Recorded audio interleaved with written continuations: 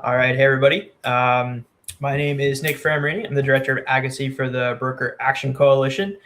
Today, I am going to be talking with one of our sponsors, LendingTree, and talking with Patrick Brennan, who is the director of government affairs for LendingTree, and talking with Andy, who is the VP over on the sales side of things. So to start it off, if you just want to introduce yourselves real quick to kind of give our audience some background on who you are and what you do over at LendingTree. Yeah, I'm Andy McDonald, Vice President of Sales at LendingTree. I've actually been at LendingTree for over 20 years, so I have a lot of experience. And our main role here at LendingTree is working with our partners and making sure that they're seeing value with our network. And definitely I want to appreciate Nick and Rachel for all the help with Broker Action Coalition, and excited to speak to everybody today. And I'll go next. I'm Patrick Brennan. I'm the head of government affairs at LendingTree. And I also want to say thanks, Nick, for having us today. We just really treasure our partnership with BAC and with BAC, and have been really proud of the work that we've done together.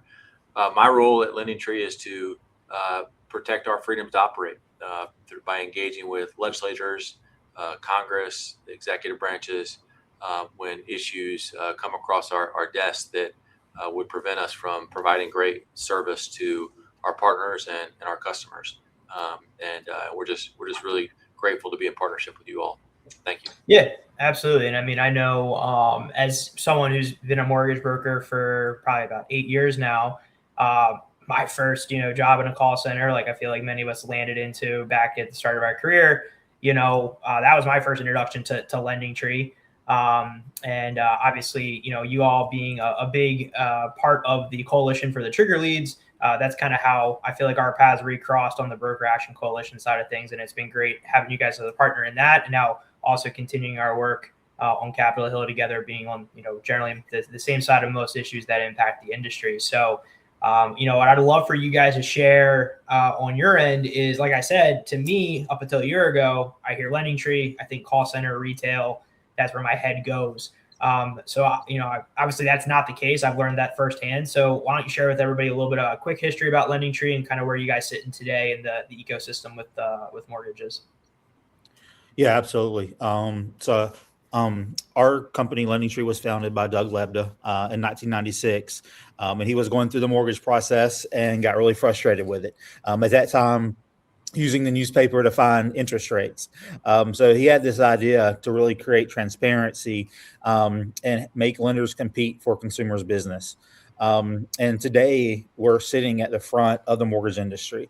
Essentially, we're helping consumers understand and compare purchase, refinance, and home equity options. And then we are connecting them with lenders and brokers that can serve them. There is some misconception out there. We actually do not fund loans, but we do help create choice and efficient consumer acquisition. So ultimately, we are on the forefront of attracting consumers and giving them options for their transaction.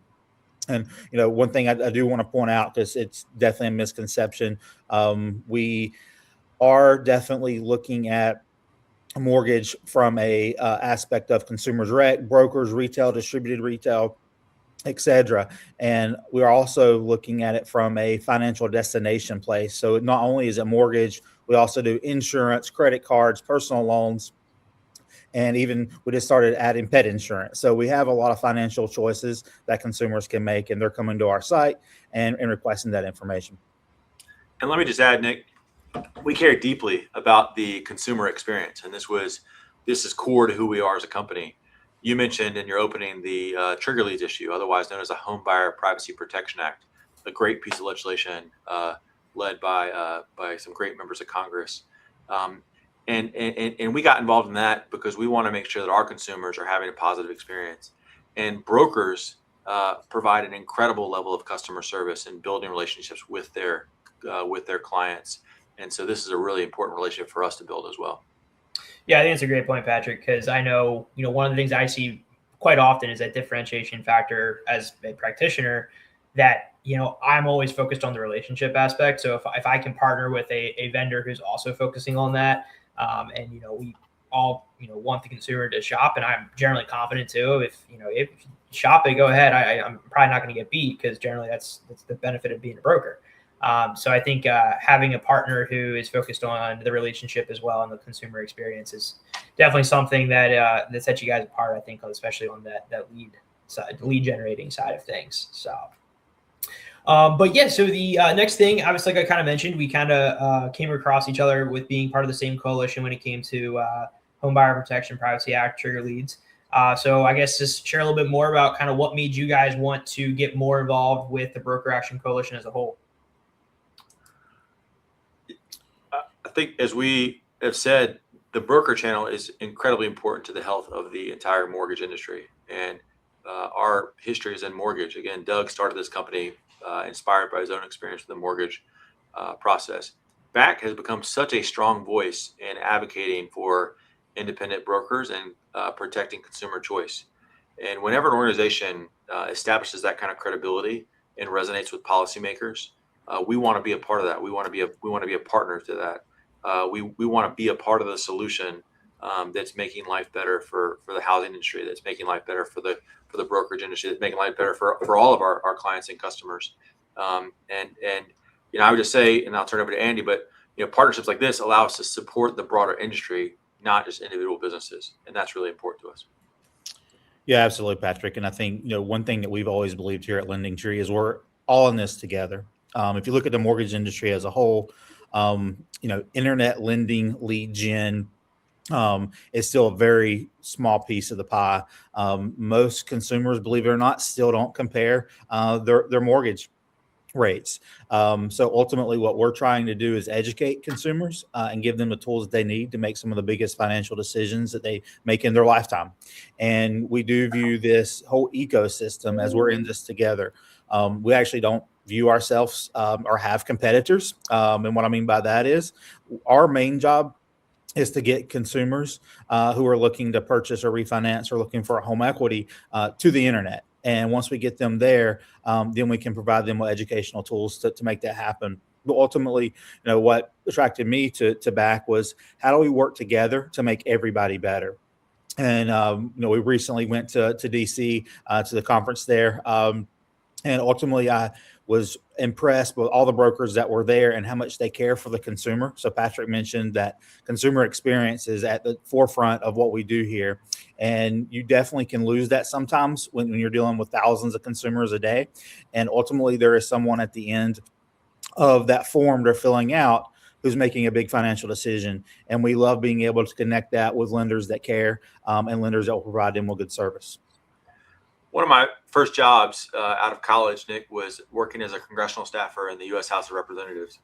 And my boss, who one of my political heroes to this day, was the smartest person I've ever met, the kindest person I've ever met. And he was brilliant. He was literally a Rhodes Scholar. And he said, Patrick, you don't have to know everything. You just have to know where to find everything. And I think another reason we wanted to partner with BAC is because you all are the experts on the brokerage process. And we want to be a part of connecting experts to policymakers so that we can ensure that good policy gets made. Because when good policy gets made, everyone benefits. Consumers, industry, regulators.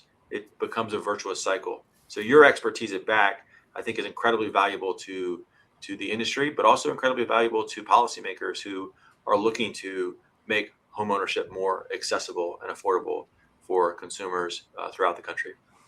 Yeah, I mean, that's a great point, Patrick. And I think that's what I've experienced a lot too when I go into those meetings on the Hill is, our perspective, like many times, like the NBA may have gone in a week before on the same topic, but when we're going in, or you all may have gone in about a similar topic. But when we go in, I think one of the biggest differences is that, we're talking from the eyes of a practitioner, from a lens. Like, I'm always joking, like I just locked a loan before I came in this this office, or, I have a client call me right now to do a pre-approval. So giving them that lens of like, hey, like, instead of looking at it from just a huge aspect of like, how does this impact the consumer? Like, we do give that, like, this is as close to the boots on the ground answer you're going to get from how this policy is going to shape the day to day.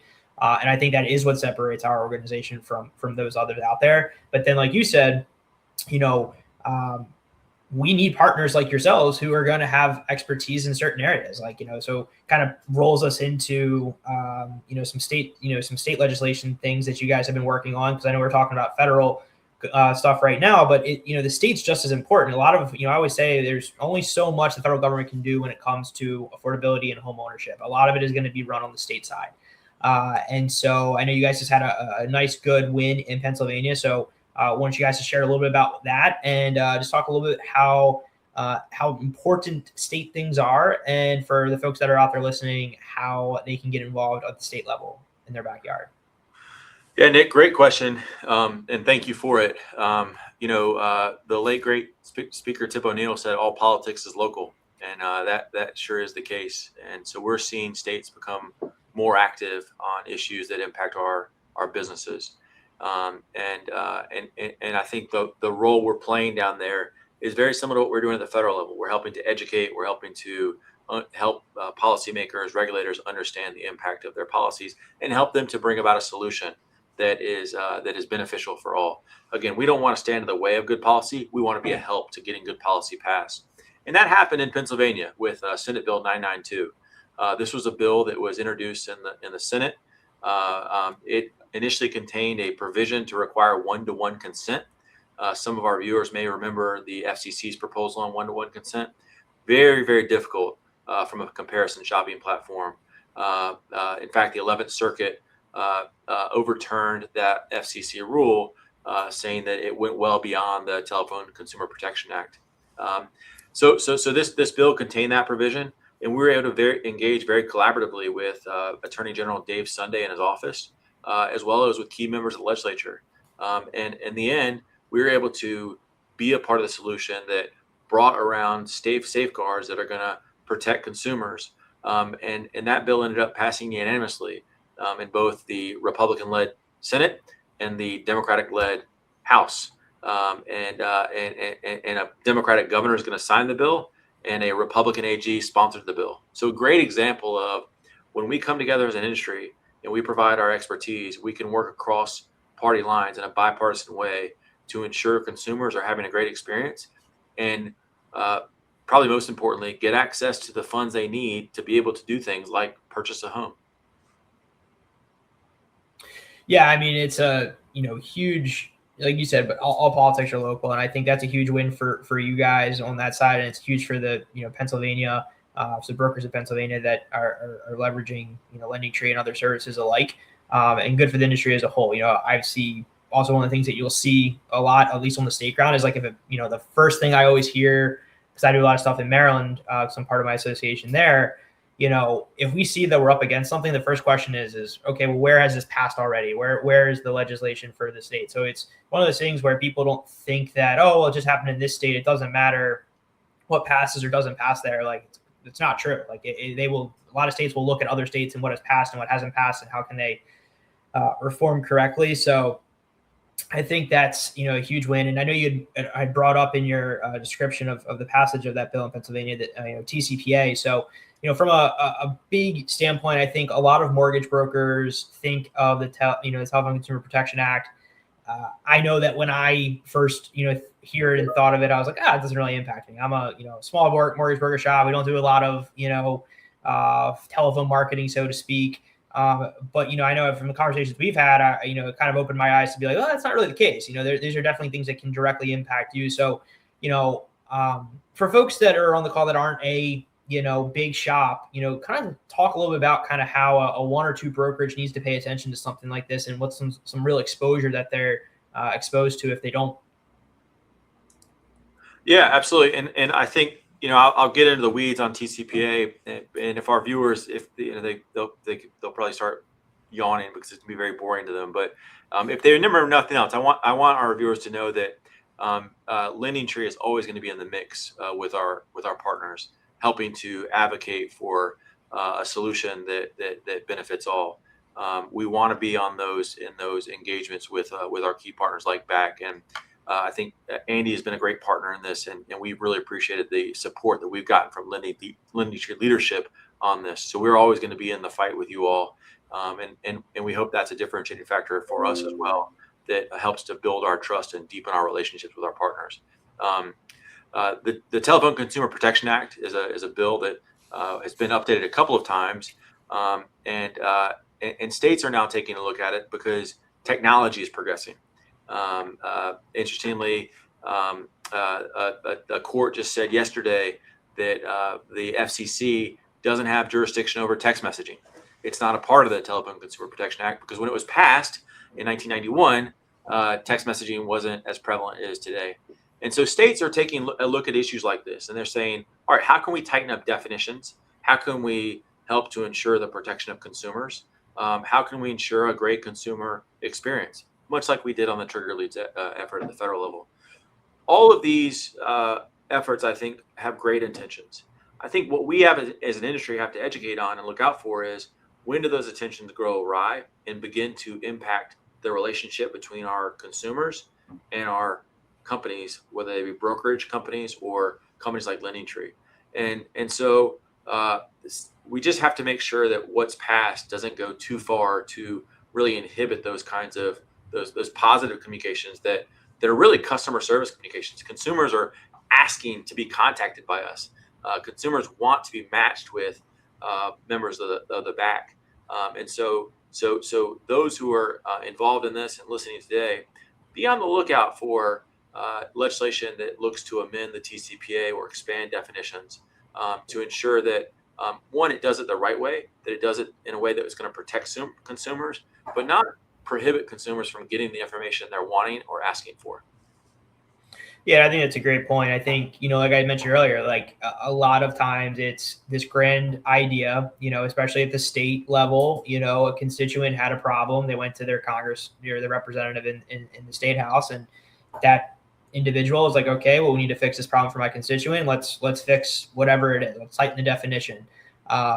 But it's looked at in not, a practical sense sometimes of kind of like, okay, that was a one-off and this is how it really works on the day-to-day basis. That person fell into the 1% of the 99%. And so how do we make sure that it's not overreaching and that we can explain how a normal practice works on the day-to-day? And I think this is one of the values we share with BAC, and that's that we want to come to a good solution on this. We don't, again, want to stand in the way of positive legislation. I know this is core to Brendan McKay and you, Nick, and Rachel. And we want to support the positive policy making being done by great legislators. So I don't want this to come off to say we want to stand in the way of these things. We don't. We want to contribute our expertise of knowing how the consumer interacts so that we can come up with the strongest piece of policy possible to get at the real problem, which are bad actors who thwart the TCPA and don't pay it any mind. And so we've appreciated that partnership with BAC from that respect. Yeah, absolutely. I agree with you 100% on that side of the ball. So, yep, you have a point there. Andy? One more point. As you're saying, all policy is personal. So oftentimes this is a personal experience that folks have had, and we want to be a part of helping to create that solution. Yeah, I agree. Policy is personal. It's very much so many times. So, talked a lot about policy here for the past, 10 or so minutes. Reintroduced you guys a little bit in the very beginning. But I wanted to kind of talk a little bit more about that and talk a little bit more about LendingTree and, your product offerings that you offer, who you are from that standpoint, and just share a little bit more of the data that comes with your relationship with brokers today and how they're performing in your system. Yeah, absolutely. I think, it's not a secret to anyone on this call. The market has changed, especially, after 2008, 2009, the broker network shrank. And, LendingTree was known as a consumer direct shop, so to speak. And what we've seen over the years, that has increased to about 26% share of the mortgage market. And ultimately, we want to be a part of that. We want to make sure we're giving our consumers options. And, from what we are seeing right now, brokers are continuing to take share. So that's really how we've evolved over time. And again, we are very agnostic on who the consumer chooses to go with, but ultimately we want to give them their best options and educate those consumers. Back when we first started, we were, you fill out a form and you get phone calls. That's obviously evolved over time as well. One quick story on that. When Doug first started the company, our first lender we had got the lead or the consumer's information via fax. And he called Doug and said, Doug, where's the phone number on this lead? I need to call and talk to him. Doug was like, I don't want phone calls to happen. I want you to take care of, show them what you'll give them. He's like, I got to talk to them to understand their needs and their wants. And we're definitely continuing to see that today, especially on the home equity side. Americans love debt, and we're continuing to see that. And a lot of folks do not want to touch their 2.4, 2.5% rate. And so home equity has become a really big part of some of the tools that we have to make consumers more financially successful. So we've definitely seen that change over time. And ultimately, with the broker share changing, we've got to be a part of that. We want to be a part of that. And about a year and a half ago, we really started going after brokers, reaching out to brokers, trying to get them to sign up for our service. And one interesting thing that I think is really important to share with this group is we're seeing brokers perform better on our network than banks and consumer direct shops. In fact, it's about 62% better.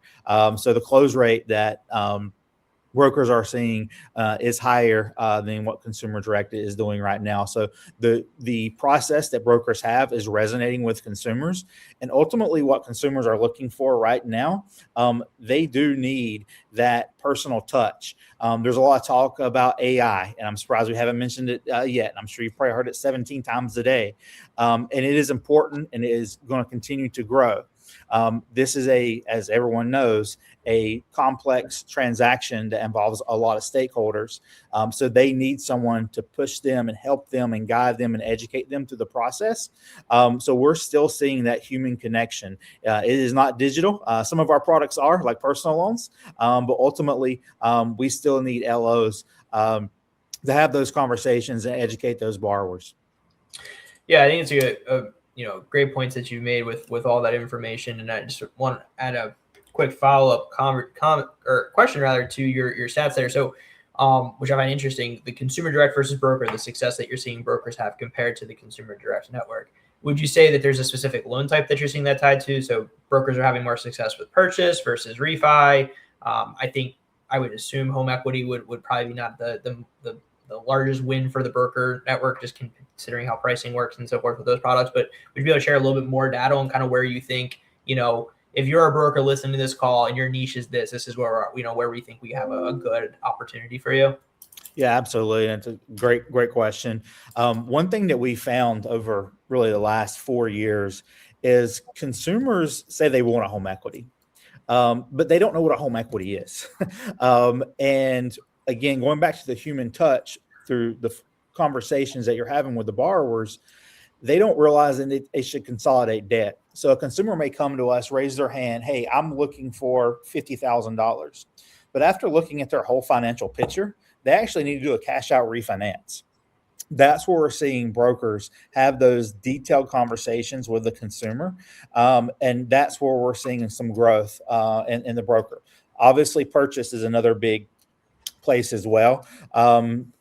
Right now, the consumer comes in, we are basically putting consumers in buckets. And what I mean by that is, where are they at in the home buying journey? So are they early? Are they exploring? They just want to see what they can afford? Do they have an agent? Are they looking to make a move in 6 to 9 months? Or do they have a contract and now they need financing? So there are very different ways you approach those consumers depending on which journey they fall into. So what we have found is right now in the broker community is even sharing that lead with a real estate agent and getting to the consumer before they have an agent. And ultimately, again, going back to education, I keep bringing that up, but it's so true. Educating that consumer on the process of buying a home and helping them throughout the whole journey. And again, even making a recommendation to your real estate partners to help that consumer out. Most of our traffic that we're seeing right now on purchase actually comes to us before they have an agent. So it's about 61% of our traffic. They do not have agents. And ultimately, it is a great way to grow your relationship with agents as well. So not only are you helping them grow their business, hopefully they'll in turn help you grow yours as well. Nick, That's a this good point. Yeah. concept of financial literacy is so important to who we are as a company. It was so important to Doug. He even published a series of books on this topic, on financial literacy. It's something that he and I would talk about nonstop, and so we care deeply about the financial literacy of our consumers. And again, that's why we see BAC as such great partners, because you guys play a critical role in helping to increase that financial literacy for folks who are trusting us to make some of the biggest decisions they'll ever make. Yeah, I know, at least just speaking personally, I know that tends to be like our differentiating factor. I feel like with the guys that, I run, the first call is 30 minutes, mortgage 101, we call it, like we're not talking about rates. We're talking about just like these are where closing costs are. This is what the loan types, down payment options, etc. I think I know firsthand that's what's won me many of deals of people being like, even if they shop it, they're going to come back, just because of that aspect that they felt that they had, real actual information. So that's all good pieces. So you say, Andy, that you see like the, generally those buckets of folks who are maybe, in that 6-month bucket or 3-month bucket, the ones that aren't under contract today is where you've kind of seen that probably the best conversion rate, maybe, is what you're saying. For brokers specifically, I would say that, our late funnel purchase performs very much like a refi. And what I mean by that is the consumer is very rate sensitive. They're, ultimately trying to solve a cash flow problem in that scenario. And they're ultimately trying to get closed as fast as possible. So, there's definitely it's kind of speed to close that comes into play with a late funnel purchase consumer. But ultimately, we have seen, and as the broker market has grown, we've definitely seen some brokers that focus, I want early funnel stuff. And historically, Consumer Direct hasn't done well with that because they don't have the processes, they don't have the commitment to financial education that some brokers have. So ultimately, we've seen actually brokers be, answer your question directly. It's your cash out refinance, and it's your early and mid funnel purchase. Cool. Awesome. Well, appreciate you sharing that, Andy. Come down a few minutes here. Any last pieces that we didn't touch on regarding LendingTree or the sponsorship with Broker Action Coalition, or on the policy side, anything we didn't touch on that you guys wanted to add some closing notes to? Yeah, I think we mentioned it, but I think, one thing that's really, really important for everyone to know, especially in this market, what we're seeing from consumer behavior standpoint. Ultimately, right now consumers are highly payment sensitive and rate sensitive. But on the flip side, they expect digital convenience and speed, but they really want transparency as well. So we need to be able to provide that to the consumers. That's where we're at, and it ultimately depends on, obviously, whether consumers are millennial, Gen X, et cetera, and how they are responding to different communication tactics. But they're ultimately coming and they need help. And that's one of the good things that I mentioned earlier about the home equity piece.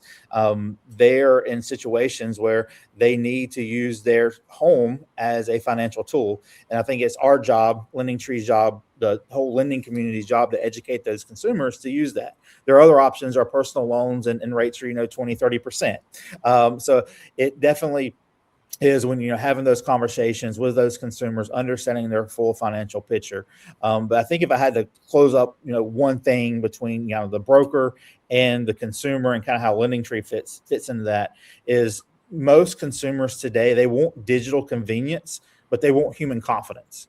And the brokers who deliver that are going to win, whether it's on our network or off our network. But consumer behavior is very important, and it has changed over the years. And we're definitely keeping an eye on that, especially, again, I mentioned AI and some of the LLMs that are out there. How does that change the industry?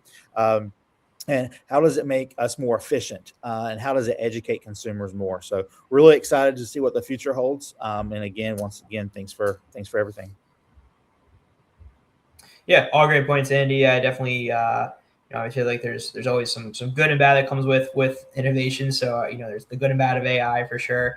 But I agree. I feel like everything, people constantly are like, oh, like, do you think you're going to have a job in 5 years? I'm like, yeah, I'm not worried about that. I think it if anything, it just makes us more efficient at our job. But like you said, that human confidence isn't going away.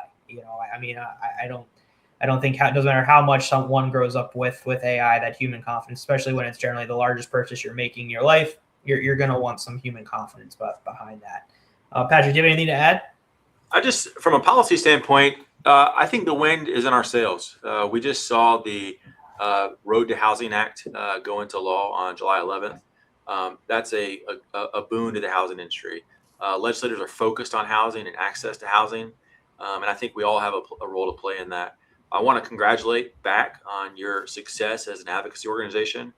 You all have formed quickly and had incredible success, and it's been fun to watch, and now it's even more fun to be a part of. But I just love what Andy said. Digital convenience with human confidence. I can't say any better than that. So with that, I'll just say thank you so much for having us, Nick, and we look forward to continuing our partnership. Yeah, absolutely. Hopefully you might need to trademark that, Andy, or get that before someone steals it from you. But absolutely. And I would be a terrible salesperson if I didn't mention this. If anybody does have questions about LendingTree, please reach out. We do have broker programs that are out there. Again, we started that about a year and a half ago, and we've really tried to simplify things to make it easier. So that's my sales spiel. We may work for some people. We may not work for everybody, and we never want to oversell ourselves. But we do feel very confident that a program we have will work, and ultimately would love to talk to you. So if you have questions, feel free to email myself, or you can reach out to our new lender sales team at nls@lendingtree.com. And once again, thank you guys for everything. Yeah, thank you. Absolutely, guys. Well, it's been a pleasure today with LendingTree. Thank you for everyone who's tuned in here. Hopefully you either learned a little bit about current policy that we're all working on, or you took a little bit away for what LendingTree has to offer today. And thank you guys for being a part of sponsoring the BAC and for all the work that we do behind the scenes together. It's been a pleasure working with you guys. So excited for the future, like Patrick said. Thank you.